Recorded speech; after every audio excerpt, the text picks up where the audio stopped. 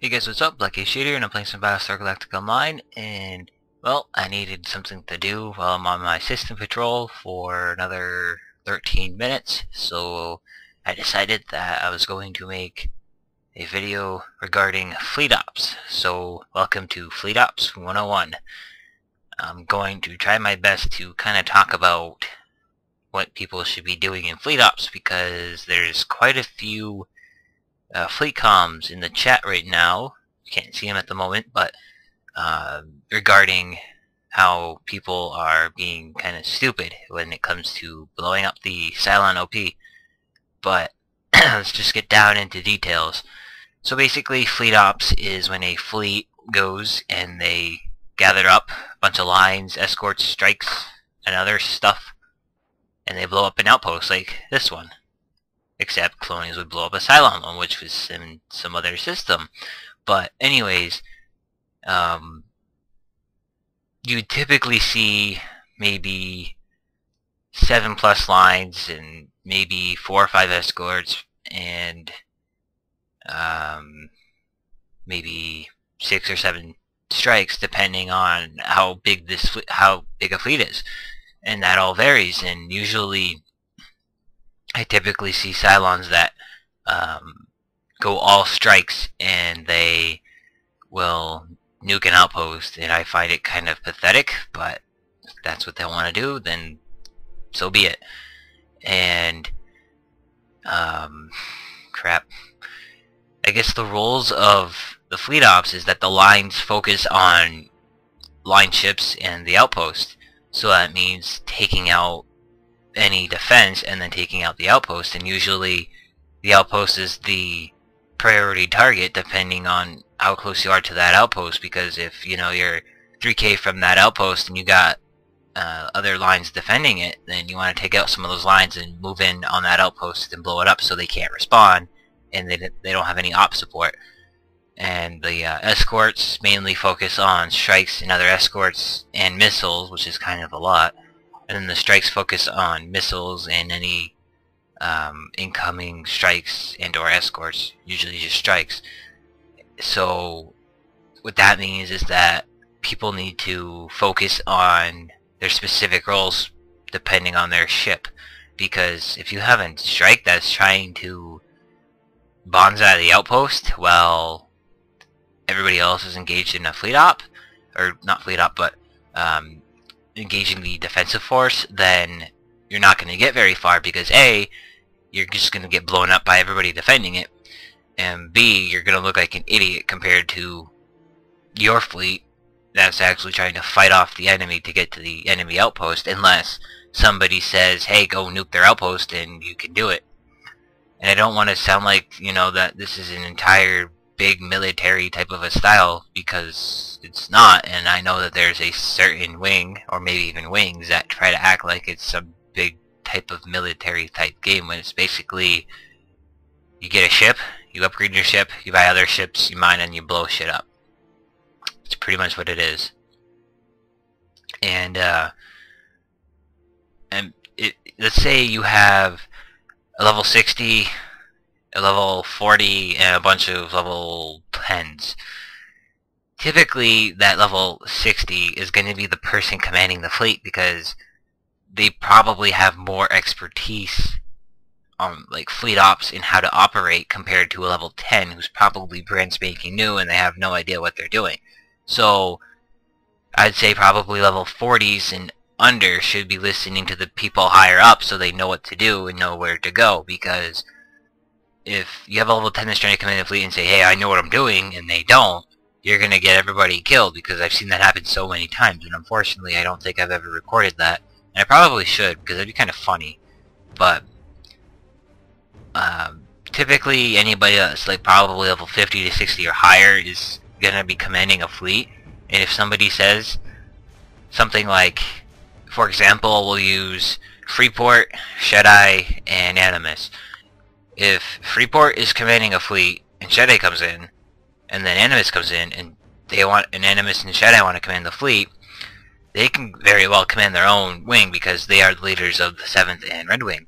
But if Freeport is, actually, started the fleet roll and everything, he should be the one commanding that fleet because he started it. And if he wants to give it off to somebody else, then so be it. But if Shadai or Animus says, Freeport, I'm now taking over this fleet, you can go do something else, and Freeport didn't want them to, then that's just going to probably confuse everybody, because we've had that happen before, and it's not very fun.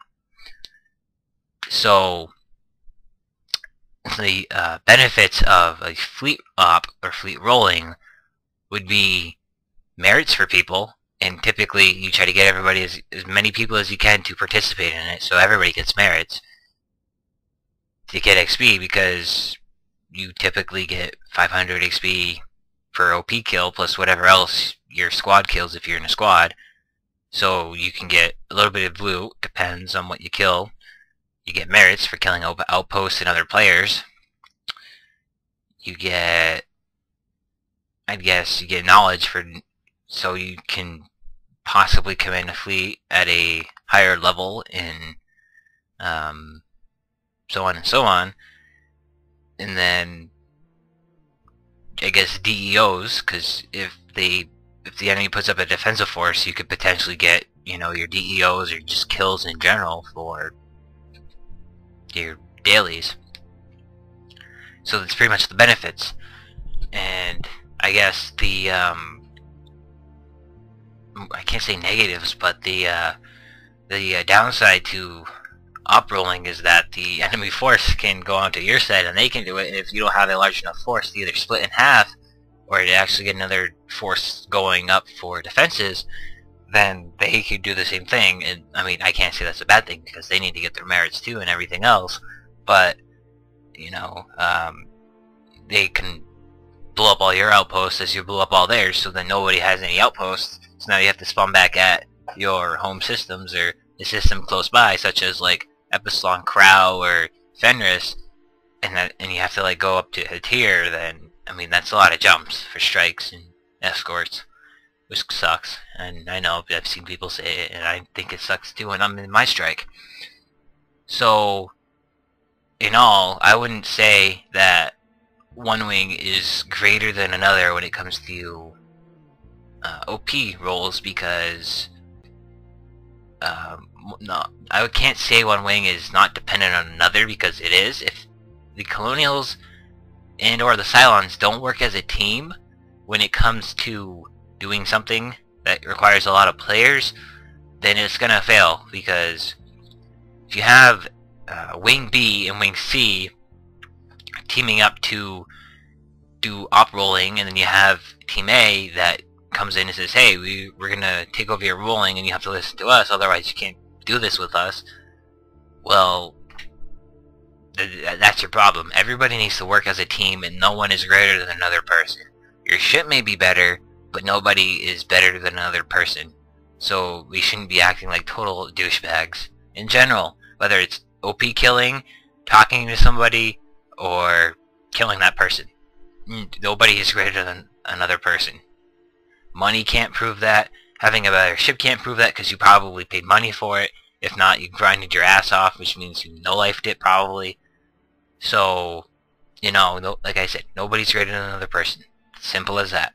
Do not act like you're somebody greater, and that, just because I'm in this wing, I can do whatever the hell I want, and I can treat people like shit. It doesn't work like that. Just don't do it. Everybody should be equal. And some people don't understand that, but I don't know. What else is there for fleet ops?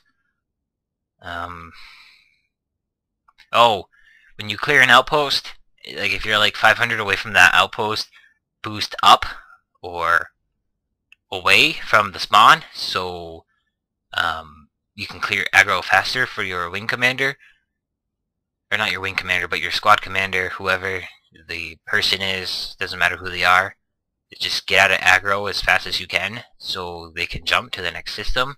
So watch chat if they say, hey, we're going to this system, just in case if it's a solo jump, or if you have like TeamSpeak or Ventrilo, whatever you're using for voice communications, make sure you listen in on that, and make sure, you're doing your best to make the rolling go faster, because that's what it is.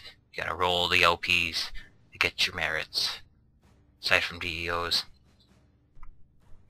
Also, I wanted to kind of touch base about these quote-unquote Zerg fleets, which is supposedly means something like skill is fleet, you need numbers over skills, and that's pretty much a broad term. Well, for starters, if somebody says Colonials meet in Huggin for op rolling, you're going to have a lot of people turning up because they want their merits and they want XP and this and that. If, if you're on Ventrilo or TeamSpeak or whatever and you say, hey, we need to get, like 10 guys to go do this, and you don't say anything of fleet, then you're going to, you don't have that number of people going to help defend or roll or whatever. So, if you have 20 people on an op roll compared to 10 people that you only told on TeamSpeak or whatever, that's not Zerg fleet, that's just common sense. If you want, I guess some people don't understand that everybody needs merits or experience or loot, whatever they need to upgrade their ships and so on, and it just really confuses me because combat docking does not prevent kills, it just makes you look like a retard.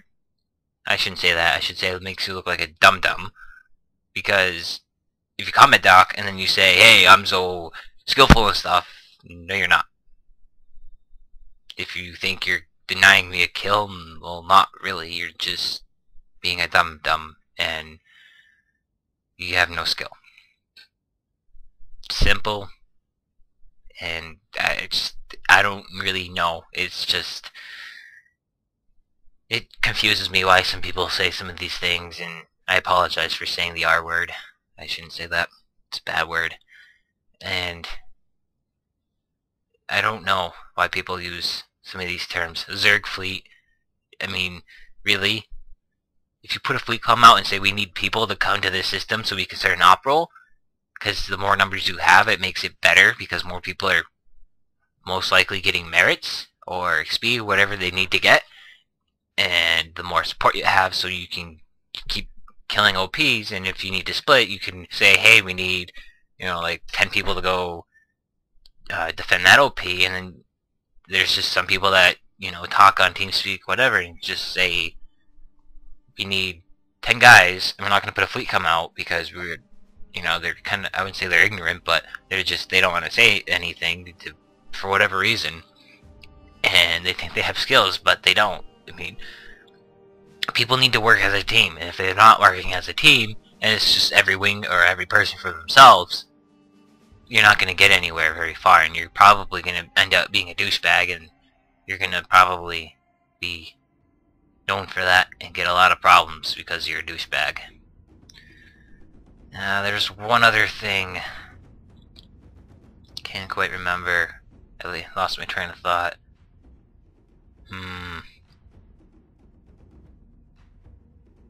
I think that's it. Anyways, if you guys have any questions, leave a comment and I'll try to answer it. If there's anything that confused you, again, leave a comment, because I can probably answer it.